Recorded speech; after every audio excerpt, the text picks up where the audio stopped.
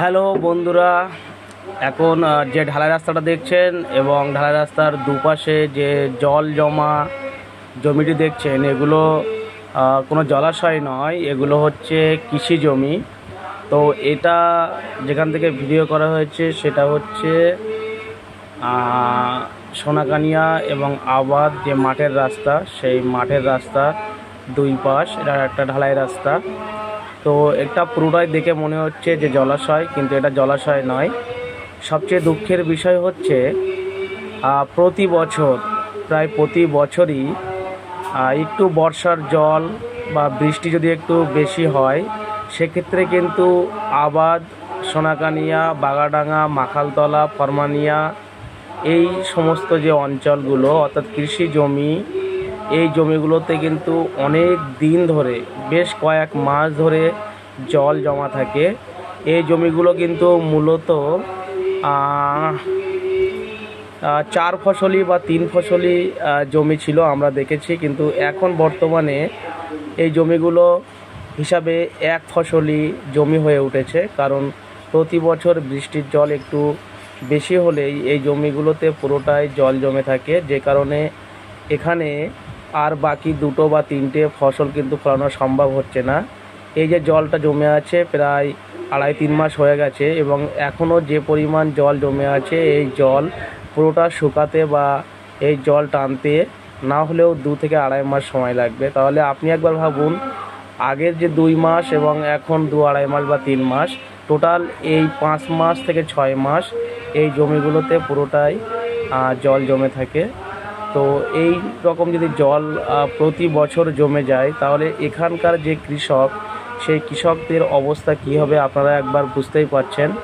তো আমাদের আবেদন থাকবে এই সমস্ত অঞ্চল থেকে, অর্থাৎ সোনাকানিয়া, আবাদ, মাখালতলা, বাগাডাঙ্গা, ফরমানিয়া এই সমস্ত অঞ্চল থেকে আমাদের একটাই আবেদন থাকবে, যাহাতে এই জলগুলো কোনো সরকারি উদ্যোগে বা কোনোভাবে যে জলগুলো যাতে এখান থেকে সরিয়ে অন্য কোনো রাস্তা বার করা যায়। অর্থাৎ আমাদের একটাই দাবি ছিল, অনেক দিনের দাবি, যে মগরা খাল বা বাগজলা যে খাল আছে, সেই খালটা যদি খনন করা যায়, ভালোভাবে খনন করা যায়, তাহলে কিন্তু এই জলগুলো, এই অঞ্চলগুলোর এই জল নেমে যাবে এবং সহজে কিন্তু আমরা এই সমস্ত অঞ্চলের কৃষিকাজ সহজেই করতে পারবো। আমাদের এই যে দুরবস্থা, এই অবস্থা কিন্তু থাকবে না। আমরা আগে জানতাম যে বন্যা হয়, অর্থাৎ বৃষ্টি হওয়ার সাথে সাথে বাঁধের জল যখন ছেড়ে দেওয়া হতো, তখন এই সমস্ত অঞ্চলে জল উঠে যেত। কিন্তু এখন আমরা দেখতে পাচ্ছি বাঁধের জল ছাড়ার আগেই একটু অতি ভারী বৃষ্টি হলেই এই সমস্ত অঞ্চলে কিন্তু জল জমে যাচ্ছে, যে কারণে এই সমস্ত জমিতে আর ফসল ফলানো সম্ভব হচ্ছে না। এই সমস্ত জমিতে মূলত ধান, পাট, সরিষা, তিল, তারপরে বেগুন, আখ, পটল, এই সমস্ত খুব দামি দামি যে সমস্ত সবজি বা ফসল, সেগুলো কিন্তু এই সমস্ত অঞ্চলে চাষ করা হয়। বৃষ্টির জল যখনই এখানে জমে যায়, সেই যে ফসলগুলো থাকতো সেগুলো মূলত তো নষ্ট হয়ে যায়, প্রথম কথা। দ্বিতীয় কথা হচ্ছে, এখানে আর ফসল ফলানোর কোনোভাবেই সম্ভব নয়, কারণ 2-3 মাস ধরে যদি টানা বৃষ্টির জল এই সমস্ত জমিতে জমে থাকে, তাহলে এখানকার চাষিদের কি অবস্থা হচ্ছে বা হবে সেটা আপনারা ভালোভাবে বুঝতে পারছেন।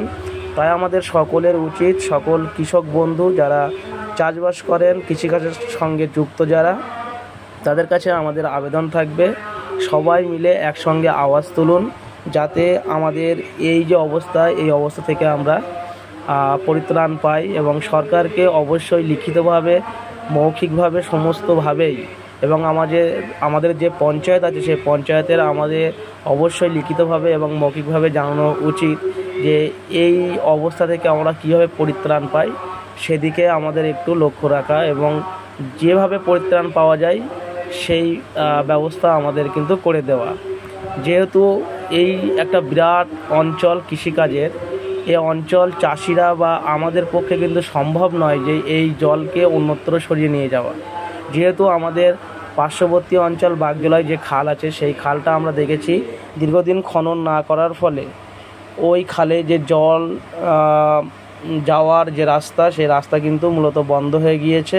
কিছু কিছু জায়গায় খাল কিন্তু বোঝাই যায় না যে এটা খাল, এখন কৃষি জমির মতো হয়ে গেছে এবং সেখানেও কিন্তু এই বর্ষার সময় জল জমে আছে। তো ওই খালটা বিশেষ করে যদি খনন করা যায় বা খালটাকে যদি কাটা যায় তাহলে কিন্তু আমাদের এই অঞ্চলের জলটা পুরোটাই ওই খালে গিয়ে পড়বে এবং এই অঞ্চলের মানুষের সুবিধা হবে এই কৃষিকাজ করতে। তাই সকলের কাছে আমাদের দাবি থাকবে, আমরা আগেও বলেছি এখনও বলছি, এই ভিডিওর মাধ্যমে বলছি যে যাতে খালটা খনন করা যায় এবং এই জল থেকে আমরা পরিত্রাণ পাই, যাতে আমাদের কৃষিকাজের সুবিধা হয়। কারণ আমরা বেশি অংশের মানুষ এই সমস্ত অঞ্চলের আমরা কৃষিকাজের উপর নির্ভরশীল। তাই আমাদের উচিত এই খালটা খনন করে সুন্দরভাবে কেটে এই জলকে পার করা, তাহলে কিন্তু আমাদের চাষবাসের সুবিধা হবে এবং আমাদের অঞ্চল কিন্তু আস্তে আস্তে ডেভেলপ হবে। এই সমস্ত কারণের জন্য কিন্তু আমাদের অঞ্চল ডেভেলপ তো হচ্ছেই না, বরং আমরা অন্যদের থেকে আস্তে আস্তে কিন্তু পিছিয়ে পড়ছি। তো সেদিকে লক্ষ্য রাখা এবং যারা ভিডিওটি দেখছেন তারা অবশ্যই বেশি বেশি শেয়ার করবেন যাতে সমস্ত মানুষের কাছে গিয়ে পৌঁছে যায়। ভিডিওটিকে লাইক করবেন আর যাদের কোনো কিছু বলার থাকবে তারা অবশ্যই ভিডিওটিকে কমেন্ট করবেন এবং জানাবেন, যাতে আমি পরবর্তী ভিডিও আপনার কমেন্ট অনুযায়ী করতে পারি এবং আরও ভিডিও আপনাদের সামনে তুলে ধরতে পারি। অবশ্যই আপনাদের কাছে দাবি থাকবে ভিডিওটিকে অবশ্যই বেশি বেশি করে শেয়ার করেন এবং মানুষের কাছে পৌঁছে দেন, যাতে সকল মানুষ এই ভিডিওটি দেখে আরও দূরে দূরে পৌঁছে দিতে পারে। এদিকে আমাদের সকলেরই কিন্তু লক্ষ্য রাখা উচিত। এই বলে ভিডিওটি আজকে শেষ করলাম।